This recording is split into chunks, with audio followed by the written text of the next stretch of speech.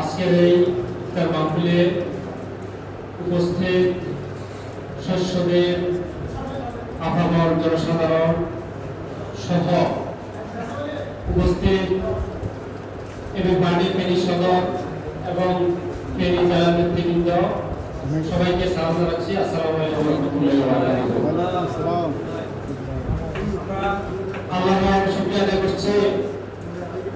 আজকে সারাদিন রোজা রেখে রোজার শেষে ইফতারকে সামনে রেখে আমরা কিছু ভালো কথা শোনার তৌফিক আল্লাহ দিয়েছেন। শুধুমাত্র আল্লাহ জিকির করলেই আল্লাহ খুশি হওয়ার বিষয়টা এমন না।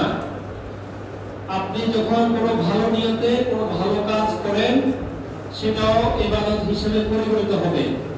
সেই হিসাবে আমরা এখানে ভালো উদ্দেশ্যে আসছি।